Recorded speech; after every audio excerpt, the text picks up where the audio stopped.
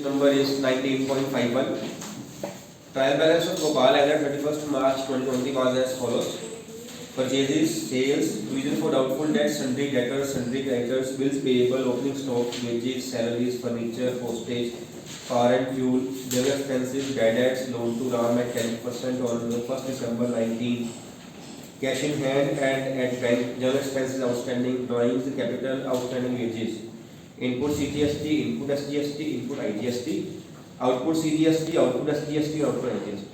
ठीक है, IGST is given, मैंने इलस्ट्रेशन में बोली जहाँ पे IGST है ताकि आपको पॉइंट भी क्लियर हो जाए, बिकॉज सिंपल C और S वाला पॉइंट दे दिए आपको पहले भी क्लियर है. Then it says prepare trading profit loss account for the year 31st March 2020 and balance sheet as a that date after following adjustments. Number 1 is stock on 31st March 2020 was 62750. Then depreciation on furniture is to be charged at 10%. Then sundry debtors include an item of rupees 2500 due from a customer who has become insolvent. What is this? Bad debts. Further वाले bad debts कह सकते हैं इसको हम, ठीक. And point number 4 is it says the remaining debtors are not considered to be doubtful of recovery. इसका मतलब क्या है? Provision कितने %? कितने परसेंट प्रोविजन यहाँ पे? लाइन को दोबारा पढ़िए. He says the remaining debtors are not considered to be doubtful of recovery. Bad debts recovery.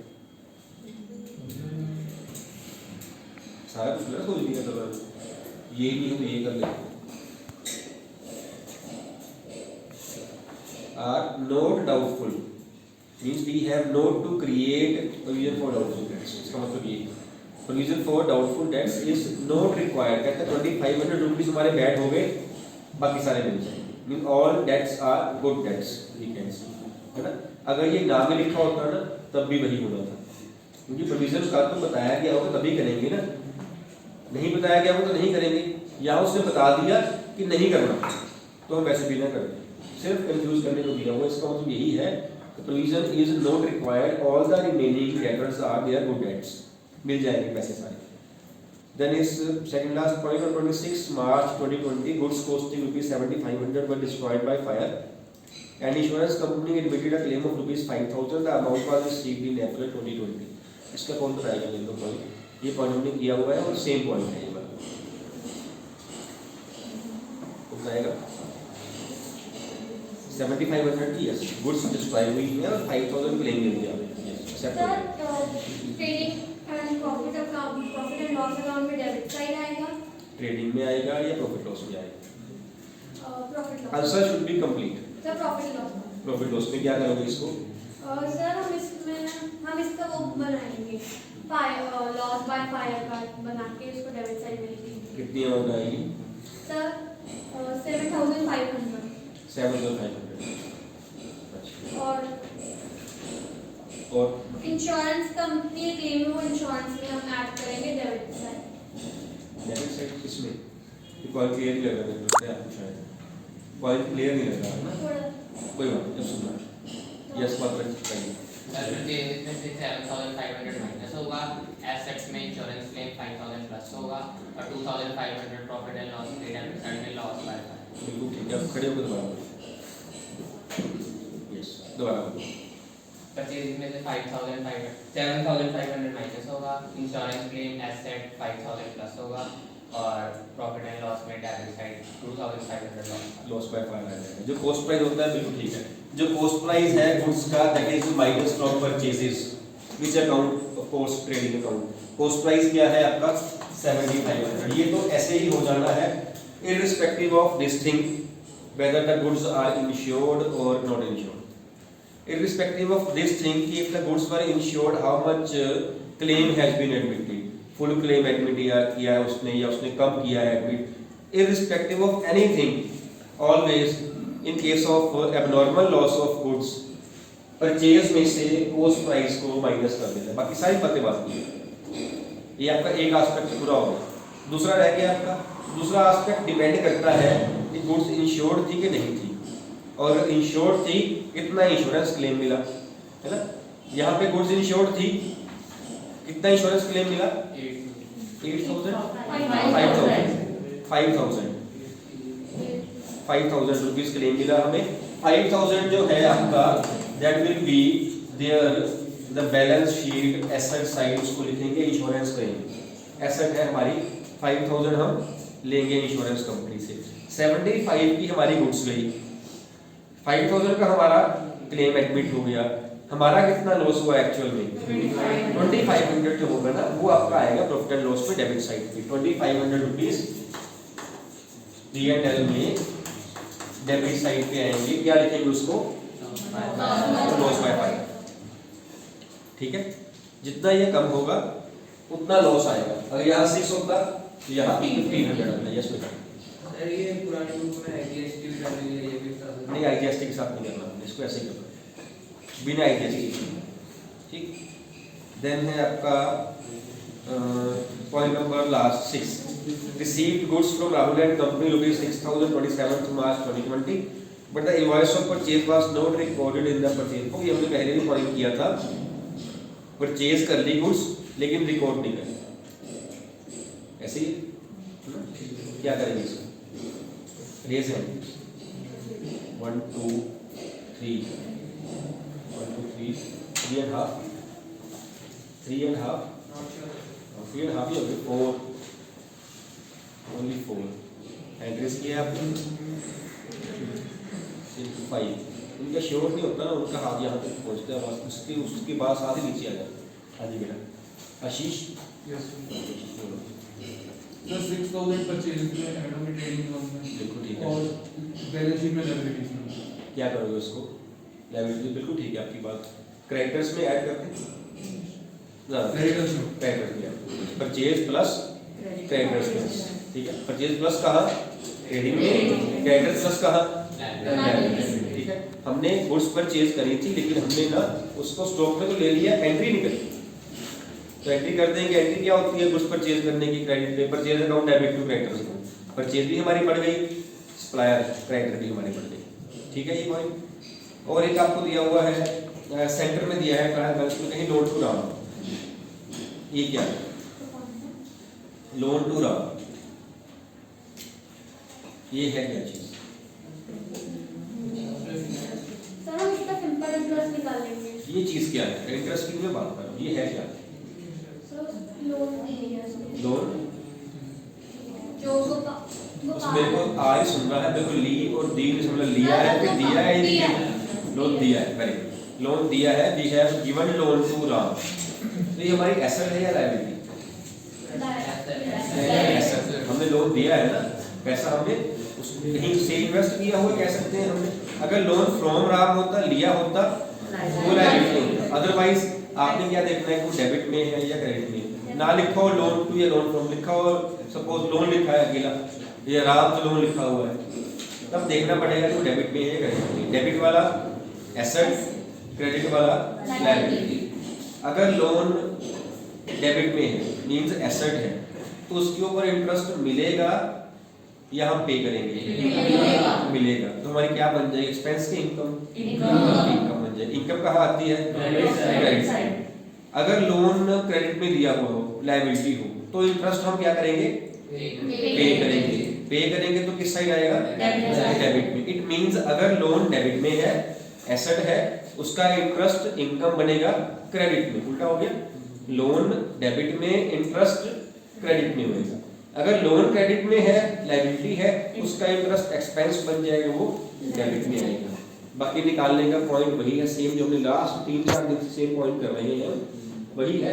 इसका भी आप इंटरेस्ट निकालोगे विद रिस्पेक्ट टू टाइम निकालोगे और उसके हिसाब से आप इसको ट्रीट करोगे। It will be accrued interest. अब हम एक्रूड बोलेंगे इसको। लोन पे इंटरेस्ट को हम क्या बोलते हैं, outstanding interest, due but not paid. यहाँ बोलेंगे accrued, due but not received. किसने कहा नहीं रिसीव किया, किसने कहा एक्रूड है, एड्रेस करो।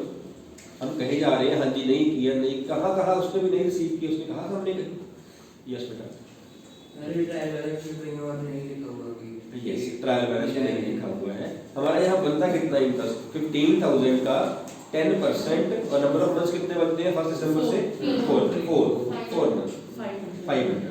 15,000 का 10% 4 मंथ्स का 500 rupees. 500 was supposed to be received Have we received anything? No. It means full 500 are accrued. अगर कहा होता है 200 received, ट्रायल बैलेंस में लिखा होता है, it means 300 accrued. टोटल हमने 500 लिया था. यहाँ पे नहीं लिया तो सारे का सारा accrued. कुछ लिया होता तो माइनस करके बाकी का accrued बन जाता. ज्यादा लिया होता तो प्री सीट बन जाता, एडवांस बन जाता. ठीक है ये बात. और डालना कहाँ है? Credit side of P&L, because loan दिया हुआ है, इनकम हमारी बनेगी, इंटरेस्ट होगी और बाद में एसेट्स पे आ जाएगा 500 to 500. ठीक है.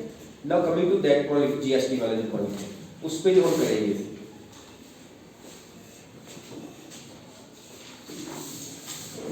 सबसे पहले हमने क्या करना है, हमने आईजीएसटी को बैलेंस करना है. हमने पहले भी बात करी, साथ में वो वाला पॉइंट भी निकाली थी. अब यहाँ देखिए, यहाँ पे जीएसटी तीनों दिए हुए हैं, तो इनपुट आईजीएसटी भी है, आउटपुट आईजीएसटी भी है. कौन सी अमाउंट ज्यादा है, आउटपुट की ज्यादा है या इनपुट की ज्यादा है? आउटपुट है 9500, इनपुट है 8000. तो कमिंग टू दैट टेबल जो हम डिस्कस कर रहे थे पहले 19.45 वाला, इफ आउटपुट ज्यादा है ना, if output IGST is more than input IGST, ऐसे ही है. फर्स्ट पॉइंट क्या कहता है, वो set off input IGST against output IGST, उसको सेट ऑफ कर लीजिए. आउटपुट कितना था हमारा 95, इसमें से इनपुट आईजीएसटी माइनस कर लीजिए.